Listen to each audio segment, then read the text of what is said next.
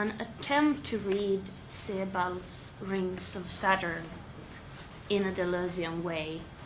My encounter with Deleuze was actually sort of a sidestep from my thesis. I'm working with irony within the romantic tradition, irony metafiction.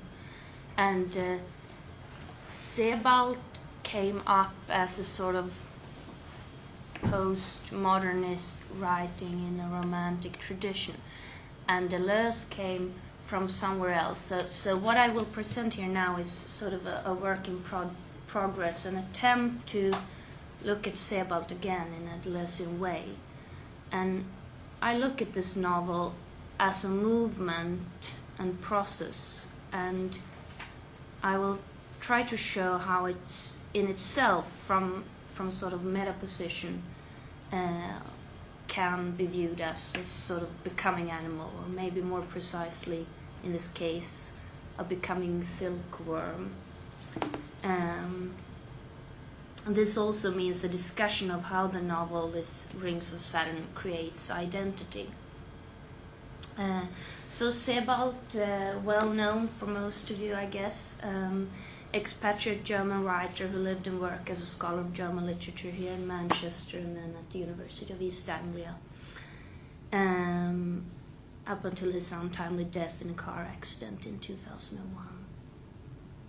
He's well known to most of us today. His books Vertigo, The Emigrants, The Rings of Saturn and Austerlitz, published in the 1990s and in 2001, has ever since given him a growing reputation as one of the most unique contemporary writers. His half-documentary, half-fictitious writing is often described as colored by the Holocaust and the World War II, and also by his experience of exile. Alienation, loss, and mourning are recurrent terms when people discuss Sebald's prose, and this maybe doesn't sound very Deleuzian. Mourning and loss being related with lack and restraint. But there are Deleuzian readings of Sebald.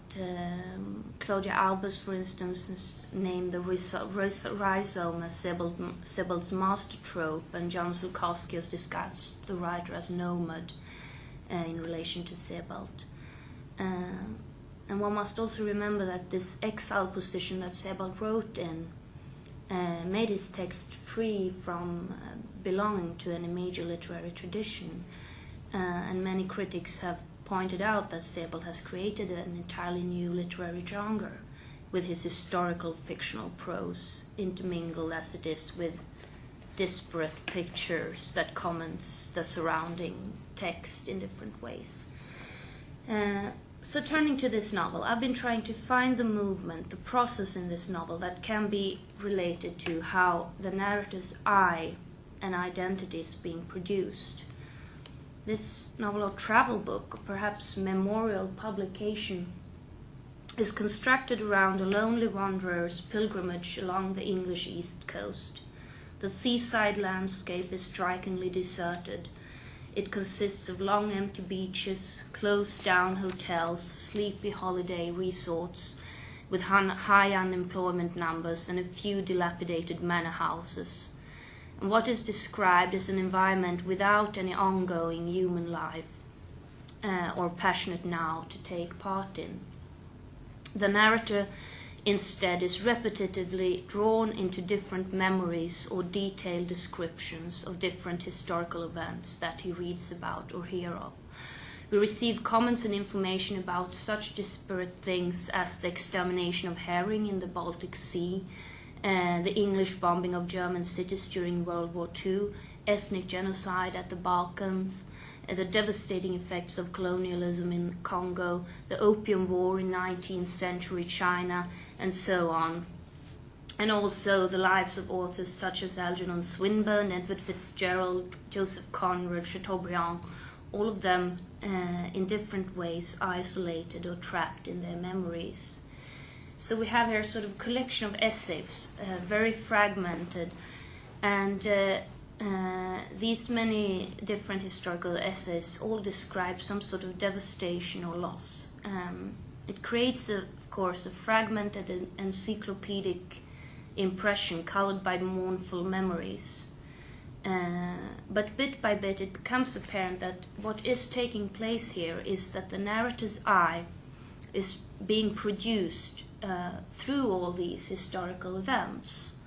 It's a process of constructing identity through points of connections with the other. And J.J. Long has said that Sebald enters the consciousness of the other to construct a sense of narrative and biographical continuity. And if we look at this identity production as a process and as a movement, we soon notice a recurring pattern, a repeated movement in Sebald's pilgrimage through this fragmented historical inferno. Each and every one of the 10 chapters begins at this deserted contemporary English East Coast. The stillness feels almost like a vacuum, and soon the narrator is swept away into some historical memories. He's drawn into and follows attentively a life or a development that every time heads towards some form of painful disaster, death, or extinction. And from this annihilation, there's no new turn, reaction, or movement. The sequence is just followed to its end. And when the next chapter begins, we're just back at the English East Coast without further comment, and then the same movement or pattern is repeated again and again for every new chapter. So turning to Deleuze, we know that repetition expresses the power language to disrupted identity and coherence. And repetition, Deleuze says, presupposes difference, and the only thing that is ever repeated is difference, the eternal return of difference. And this is where we can begin to see how Sebald's narrative not just produces identity through historical memories, but at the same time unfolds the illusion of a coherent subject. So the singularity of repetition does not, according to Deleuze, lose itself to indetermination, but contains the ability to capture the potentials of a life before organization. So what we find in Sebald's repeated memories is some sort of dialectic tension revolving around the construction and deconstruction of identity. This dialectic tension implies a circular movement, implicit also in the title, The Rings of Saturn, and this same circular movement relates also to another of Sebald's books, Vertigo. And Vertigo is, by the way, sometimes called memory liberated. It is a state of existence where the normal logic of language and perception is eliminated. And in the Rings of Saturn, this state of dizzy existence, this circular movement, this tension between construct and destruct, or reterritorialization and deterritorialization, is indirectly commented by Sebald. He illustrates this recurring movement by a walk through a labyrinth. And I will quote here. This is the narrator's eye. He has lost himself into a garden labyrinth, and this is what he recalls. In the end, I was overcome by a feeling of panic. The low leaden sky, the sickly violet hue of the heath clouding the eye, the silence which rushed in the ears like the sound of the sea in a shell, the flies buzzing about me, all this became oppressive and unnerving. I cannot say how long I walked about in that state of mind, or how I found a way out. But months after this experience, which I still cannot explain, I was there once more in a dream, walking the endlessly winding paths again and again, and I could not find my way out of the maze, which I was convinced had been created solely for me. Dead tired and ready to lie down anywhere, I gained a raised area, and when I looked down from this vantage point, I saw the labyrinth, the light sandy ground, the sharply delineated contours of hedges, a pattern which I knew in my dream with absolute certainty represented a cross-section of my brain. So how does then this labyrinthic movement problematize the notion of the human subject, and how is it linked to this deterritorializing counter process of becoming animal? Well, one can say that Sebald loses himself in a referential labyrinth, deferring the moment of self-recognition. And Foucault has commented in a completely different context that this is a book called The Death and the Labyrinth, the World of Raymond Roussel. But I will quote here because it says something about the labyrinthic movement in this process. The labyrinth is linked to the metamorphosis, but it leads to the Minotaur. The Minotaur, by its very being, opens a second labyrinth, and the winding of corridors is repeated, unless it is perhaps the same one. And this mixed being refers to the inextricable geometry which leads to him. The labyrinth is at the same time the truth and the nature of the Minotaur, that which encloses him externally and explains him from within. The labyrinth, while hiding, reveals. So in this revelation or unraveling lies a power to transform, or we can say a metamorphosis. But at the same time, the quote pinpoints some sort of intensification here, I think. Sebald's narrator is caught in a sort of pincer movement. The labyrinth or the rings of Saturn becomes a circuit of intensities to race around. And following Deleuze and Guattari, this oscillating movement of immobile intensity is linked to the becoming animal.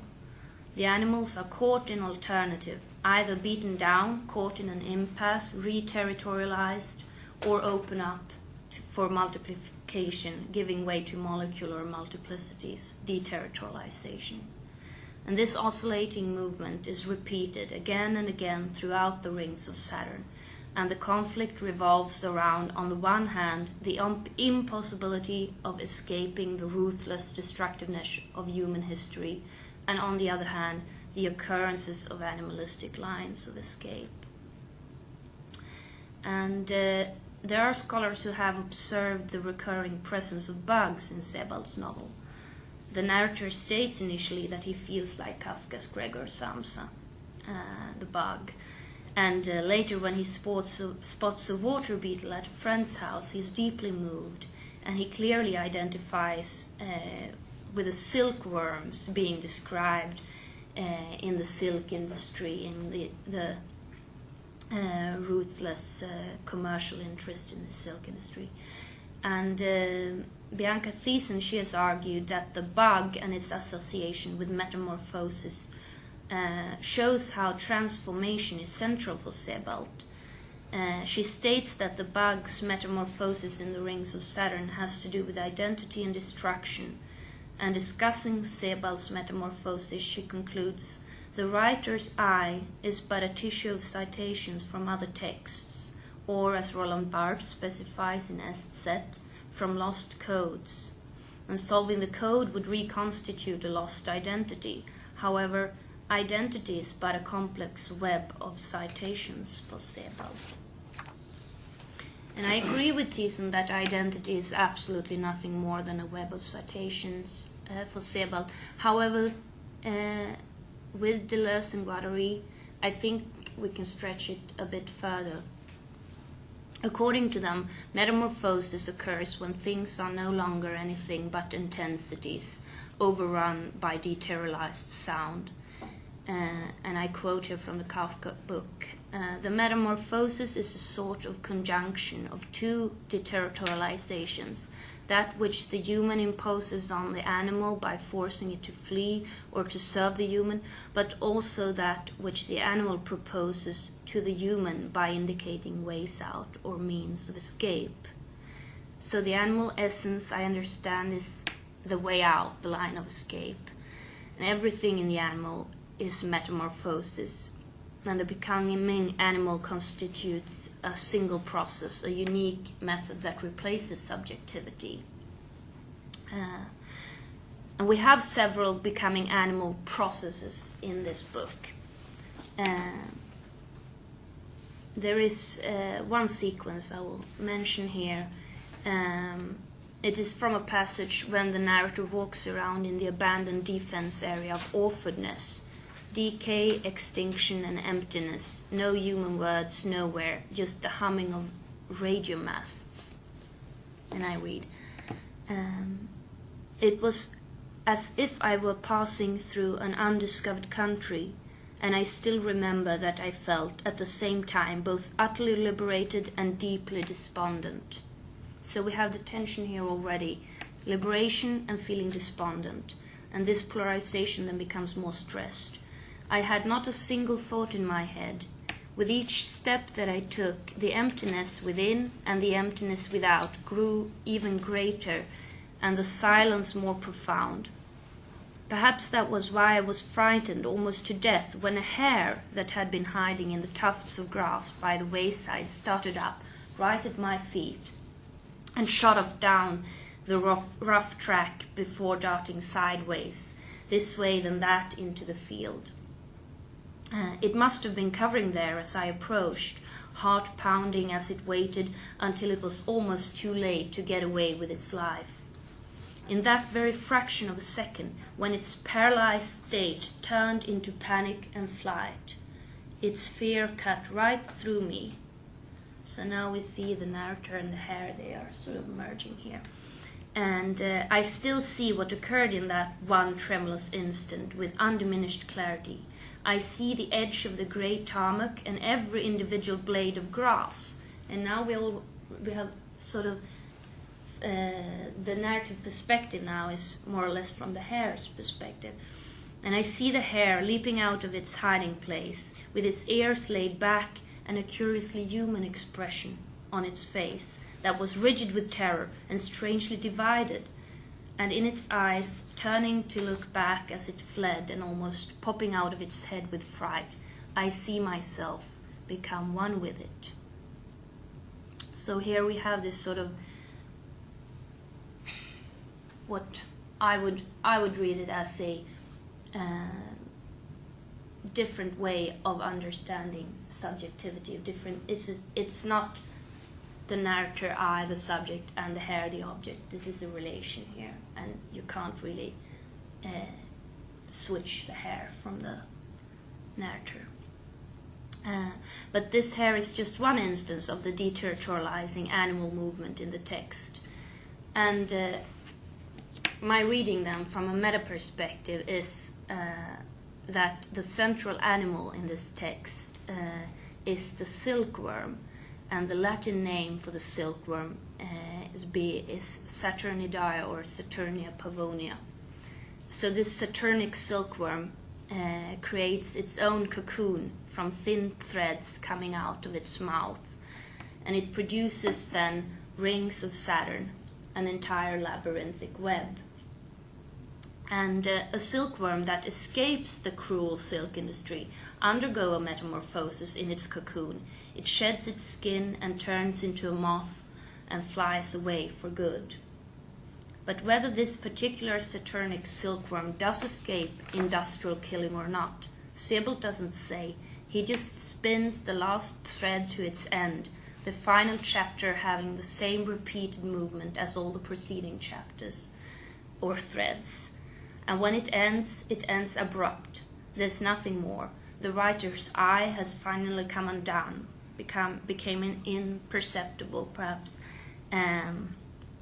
The subject is somehow unfolded, and all there is left is the cocoon, these fragmented threads, these labyrinthic rings of Saturn, maybe just a piece of silk or of textile, but at the same time also an aesthetic piece of text, which for Deleuze would count as alive, and with the indefinite notion always implying the constant possibility of change and things being otherwise. Thank you.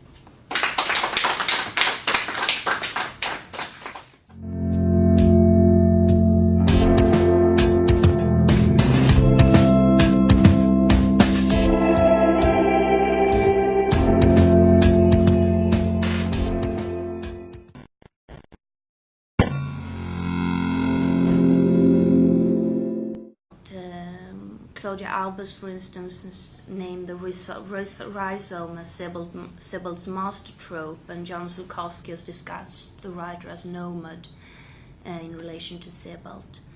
And one must also remember that this exile position that Sebald wrote in made his text free from belonging to any major literary tradition, and many critics have pointed out that Sebald has created an entirely new literary genre with his historical fictional prose, intermingled as it is with disparate pictures that comment coming animal, or maybe more precisely in this case, a becoming silkworm. This also means a discussion of how the novel, this Rings of Saturn, creates identity. So Sebald, well known for most of you, I guess, expatriate German writer who lived and worked as a scholar of German literature here in Manchester and then at the University of East Anglia, up until his untimely death in a car accident in 2001. He's well known to most of us today. His books Vertigo, The Emigrants, The Rings of Saturn and Austerlitz, published in the 1990s and in 2001, has ever since given him a growing reputation as one of the most unique contemporary writers. His half-documentary, half-fictitious writing is often described as colored by the Holocaust and the World War II, and also by his experience of exile. Alienation, loss, and mourning are recurrent terms when people discuss Sebald's prose, and this maybe doesn't sound very Deleuzian. Mourning and loss being related with lack and restraint. But there are Deleuzian readings of Sebald.